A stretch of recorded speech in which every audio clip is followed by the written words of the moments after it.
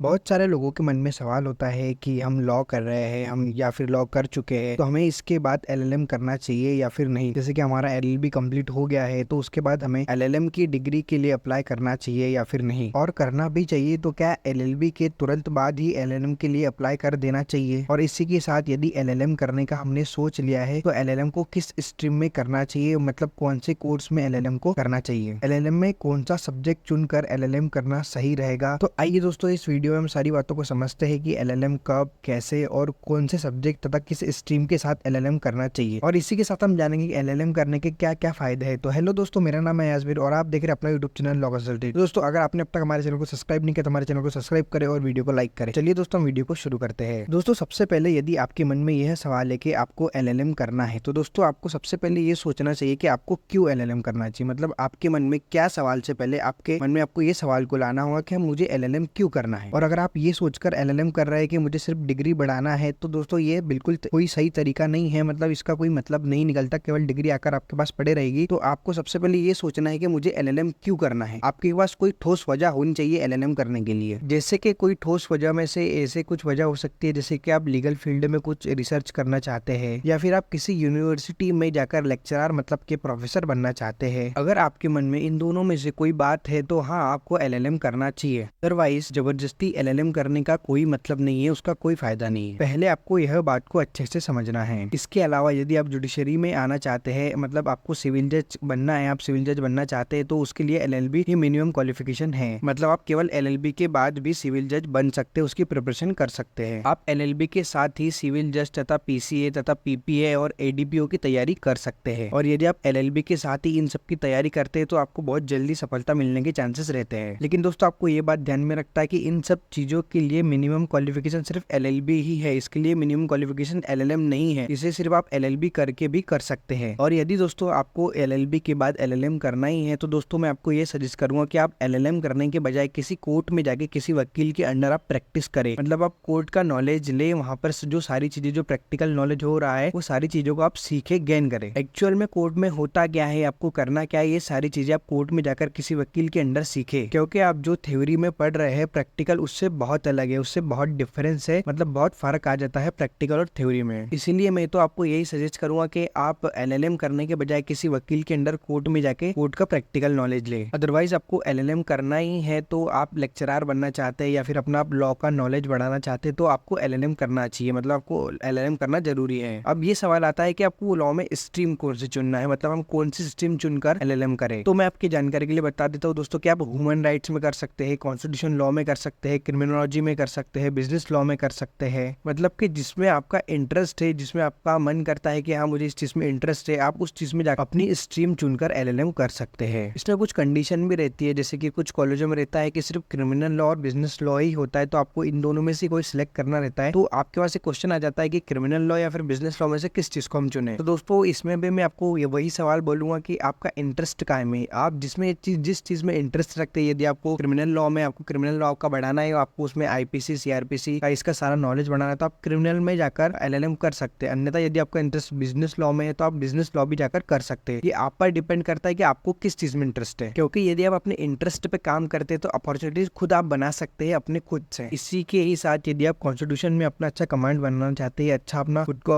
एकदम नॉलेजेबल बनाना चाहते हैं तो आप कॉन्स्टिट्यूशन में भी जाकर एलएलएम कर सकते हैं, जो कि अच्छे खासे मतलब जो रेप्यूटेड कॉलेज रहते हैं ना उनमें अवेलेबल रहता है। आप कॉन्स्टिट्यूशन में जाकर भी एलएलएम कर सकते हैं। और इसी के साथ यदि आपका इंटरेस्ट ह्यूमन राइट्स लॉ में जाकर एलएलएम करने का तो आप वो भी कर सकते हैं। वो डिपेंड करता है कि आपका इंटरेस्ट क्या है। यदि आपका इंटरेस्ट ह्यूमन राइट्स में जाता है, हाँ कि भाई मुझे ये सारे लॉज जानने हैं, क्या क्या अधिकार होते हैं, सारी चीजें इनको डीप में जानना है, तो आप उसमें जाकर भी एलएलएम कर सकते हैं। दोस्तों टोटल मिला के एक ही सवाल बनता है कि यदि आप ये सोच रहे हैं कि मुझे एलएलएम करना है तो आपको कोई एक गोल फिक्स करना है, उसके बाद ही आपको एलएलएम करना है। और आप एलएलएम करने जा रहे हो तो आपको ये जानना जरूरी है कि मेरा इंटरेस्ट क्या है, मेरा इंटरेस्ट जिस चीज में है मैं उस चीज में अगर एलएलएम करता हूँ तो मुझे आगे जाके बहुत अच्छी सक्सेस अचीव कर सकता हूँ, बहुत अच्छा। और इसी के साथ यदि मैं खुद के इंटरेस्ट पे काम करता हूँ, खुद की इच्छा से तथा खुद की जिज्ञासा से काम करता हूँ तो मैं आगे जाके बहुत अच्छी सक्सेस पा सकता हूँ। तो दोस्तों आपको ये बात ध्यान रखना है कि आपका जो मन कहता है, आपका जिस चीज में इंटरेस्ट है, आपको उसी चीज में एलएलएम करना चाहिए, ना कि किसी के दबाव में आकर हाँ कि अगर ये कर रहा है तो मैं कर लूँ, ये मुझे बोल रहा है तो मैं ये कर लेता हूँ, मेरे मन में तो नहीं है, मुझे तो नहीं करना है। ऐसा आपको बिल्कुल नहीं करना दोस्तों। यदि आपके मन में जिज्ञासा है उस चीज को लेकर तो आपको बिल्कुल आपके मन की सुनना है तथा आपके इंटरेस्ट की तरफ देखना है आपको कि मेरा इंटरेस्ट किस चीज में, और उसी चीज में जाकर आपको एलएलएम करना है। तो दोस्तों मैं उम्मीद करता हूँ आपको एलएलएम से रिलेटेड सारी जानकारी मिल गई होंगी, आपके मन में जो भी सवाल थे वो सारे सवाल क्लियर हो गए होंगे। दोस्तों अगर आपको वीडियो पसंद आई तो हमारी वीडियो को लाइक करें और चैनल को सब्सक्राइब करें। तो चलिए दोस्तों मिलते हैं वीडियो में, तब तक के लिए अलविदा, बाय बाय।